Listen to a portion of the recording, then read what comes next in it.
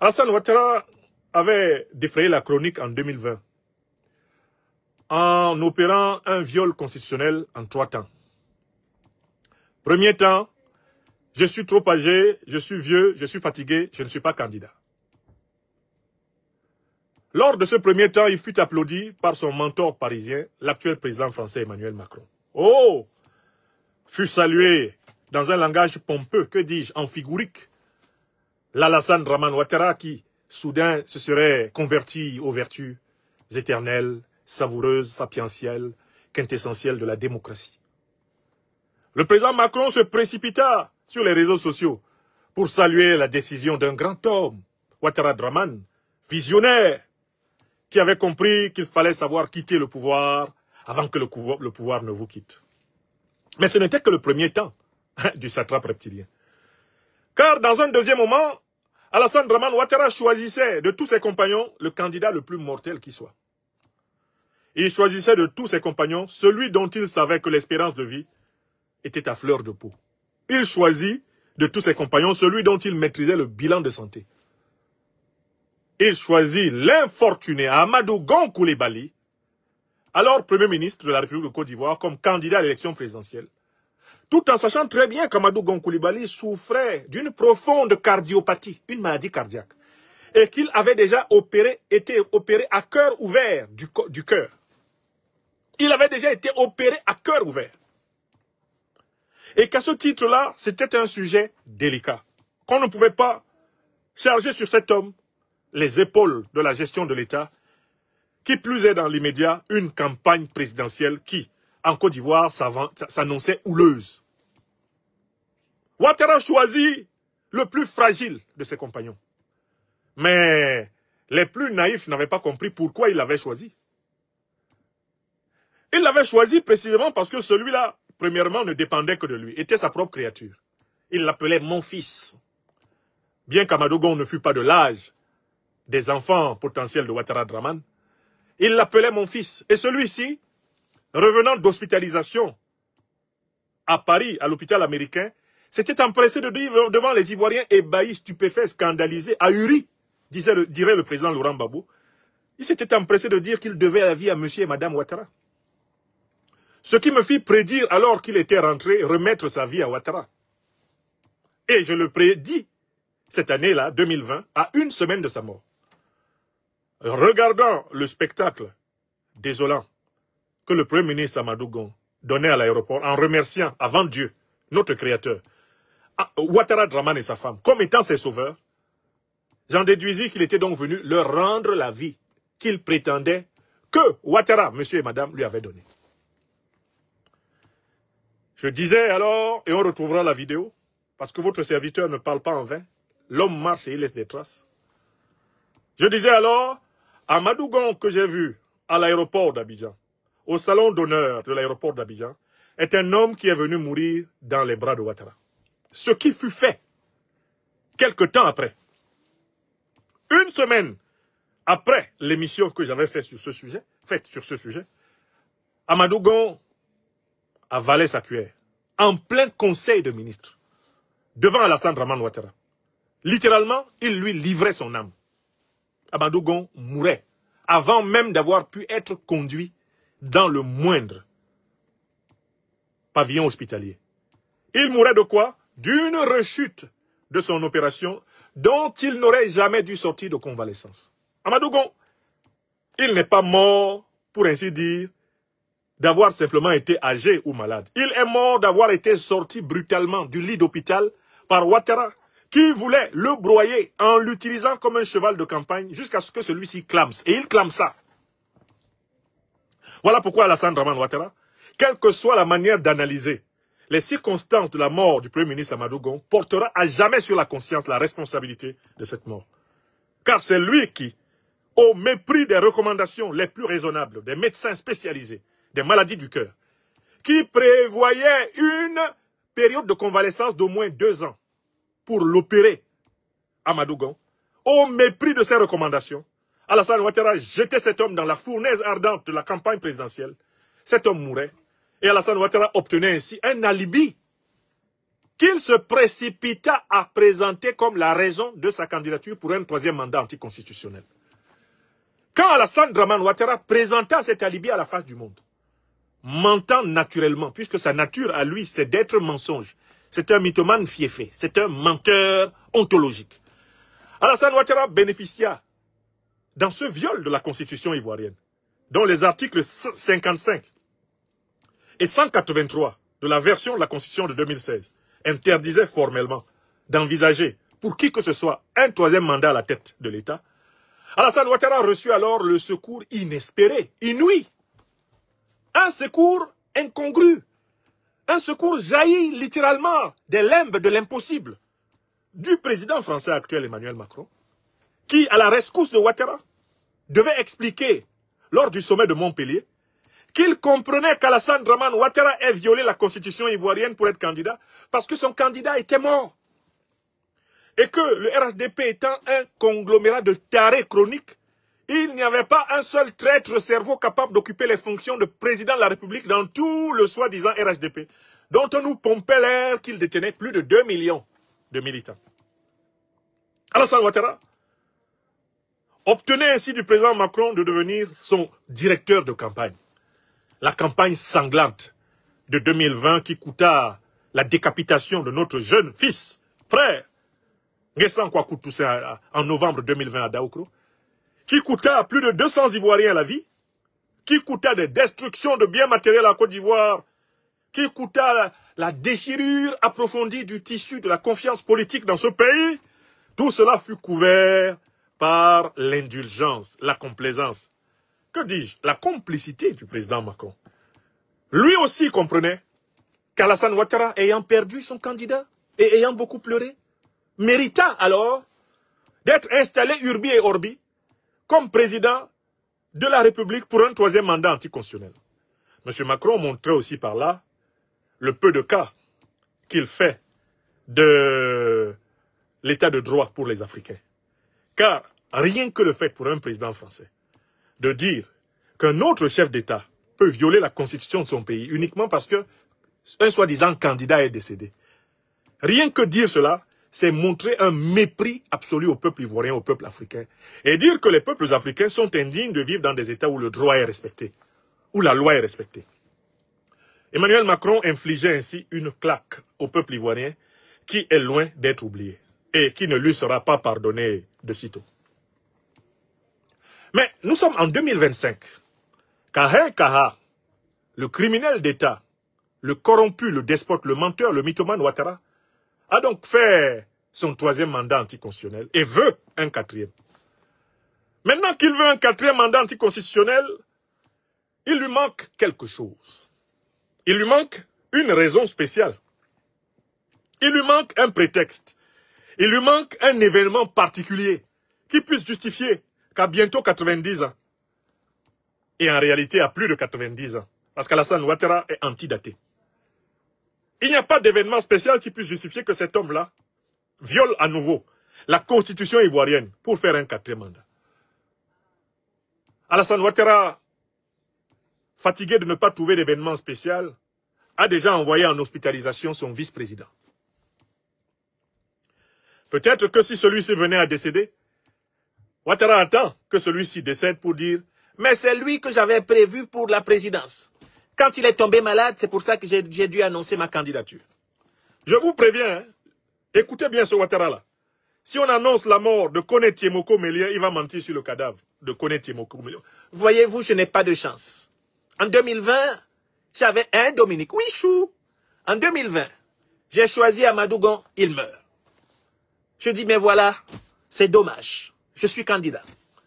Mais est-ce que vous savez qu'en 2025, est-ce que vous savez que c'est Koné Tiemoko Mélié que j'avais choisi? Est-ce que vous savez que c'est Koné Tiemoko Mélié que j'avais choisi? Est-ce que vous savez que c'est Koné Tiemoko Mélié que j'avais choisi? Mais voilà, il vient de mourir en Allemagne. Voilà. C'est quand j'ai vu que son état de santé se détériorait que j'ai dit, Dominique, oui, chou, mais je suis obligé d'y aller encore. Oh, c'est dommage. Attention, Ouattara. Comme Koné Tiemoko Mélié peine à mourir et qu'il ne tombe pas dans le timing ouattarien, on a organisé un attentat terroriste à la frontière ivoiro-burkinabé pour essayer de dire que c'est pour ça qu'Alassane Ouattara se maintient, parce qu'il serait le plus grand chef militaire, le plus grand chef suprême des forces armées que la Côte d'Ivoire ait jamais connu, et que ce n'est que lui qui peut protéger la Côte d'Ivoire contre les terroristes d'Al-Qaïda et l'État islamique, qui sont pourtant les alliés de ses patrons, les impérialistes et les néocolonialistes otaniens. Donc, Alassane Dramane Ouattara est en panne d'alibi. Il cherche des alibis comme on cherche une aiguille dans une botte de foin. Alassane Ouattara, tous les matins, c'est Dominique, on n'a rien trouvé d'autre. Il faut quand même que j'explique, que je justifie ma candidature. J'ai parlé de terrorisme, mais tout le monde se rend compte que c'est un faux attentat qui a été organisé à la frontière burkinabé. J'ai parlé de circonstances exceptionnelles, mais là, Amadou Gon était mort. Alors que là, maintenant, Tiemoko Mélié, il s'accroche. Dominique, comment on va faire? Alassane Ouattara aurait presque besoin d'inventer artificiellement une guerre pour justifier le fait qu'il soit là. Mais il y a quelque chose qui manque à Alassane Ouattara par rapport à 2020. C'est que cette fois-ci, le président français Emmanuel Macron n'est toujours pas monté au créneau pour rendre des services aux soldats Ouattara en train de se noyer. En 2020, souvenez-vous, le président Macron était sorti pour dire, vous voyez, le pauvre, son candidat est mort pendant la campagne. Il a expliqué ça en 2021, à Montpellier. Son candidat était mort pendant la campagne, vous voyez, il n'avait pas le choix, je peux le comprendre, c'est pas de sa faute. Donc, cette fois-ci, silence à la radar d'Emmanuel Macron.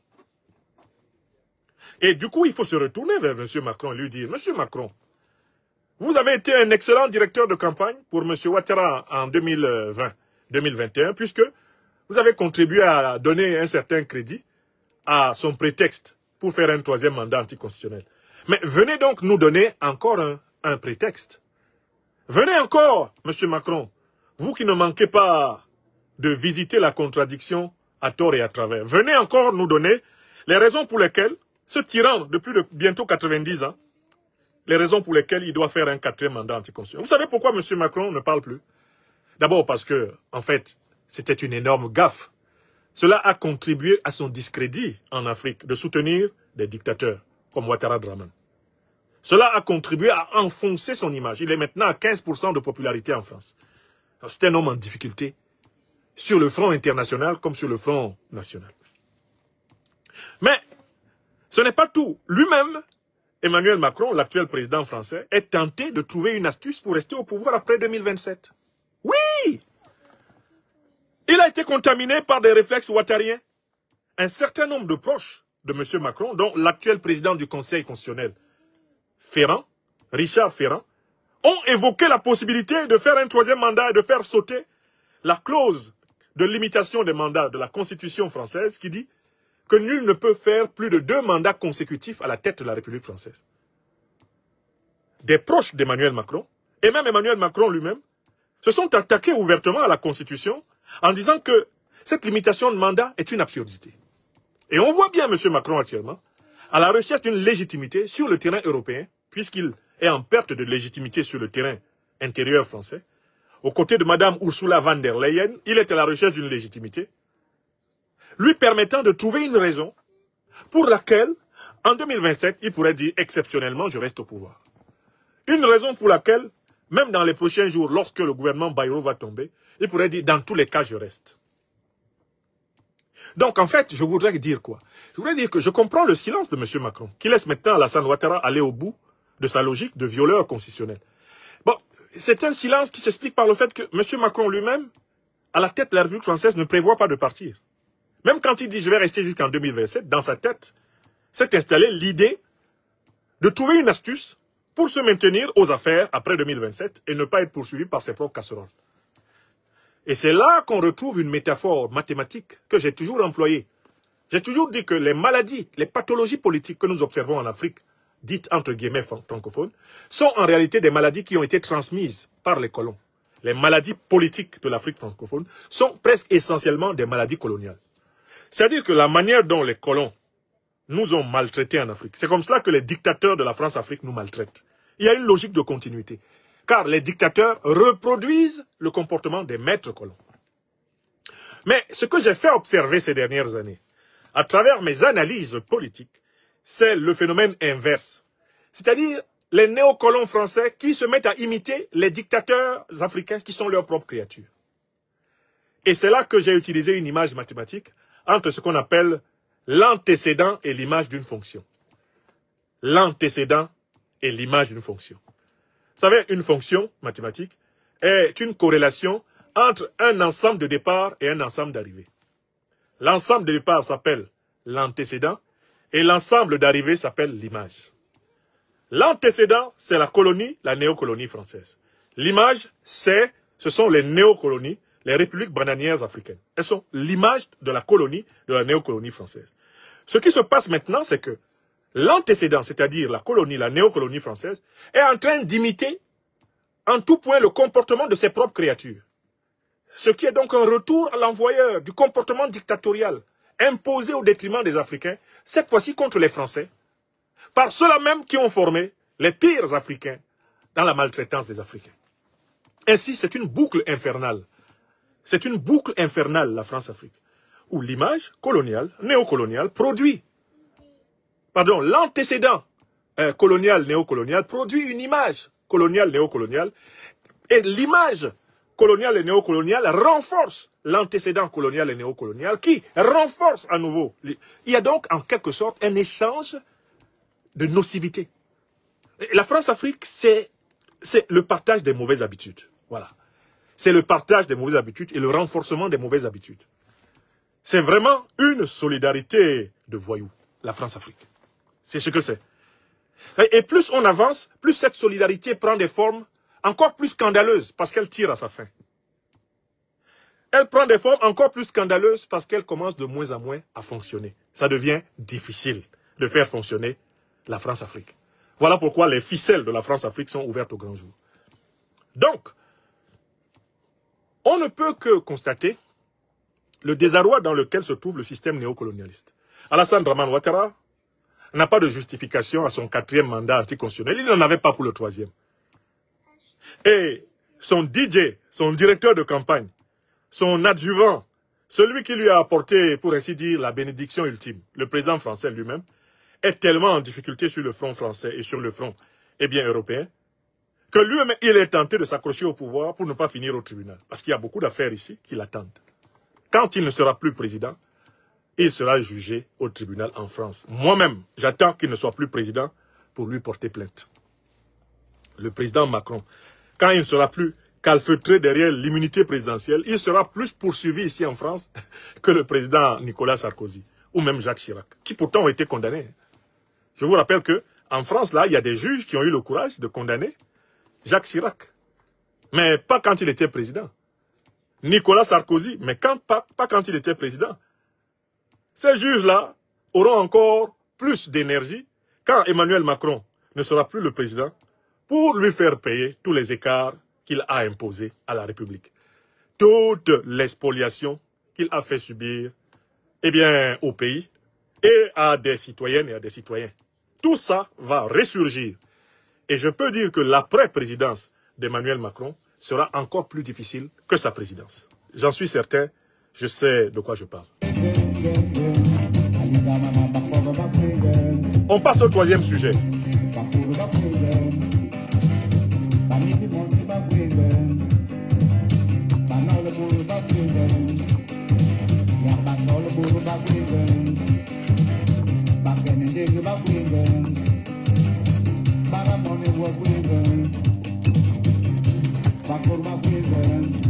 Alassane Dramane Ouattara, vous le savez, sera chassé du pouvoir par le peuple ivoirien.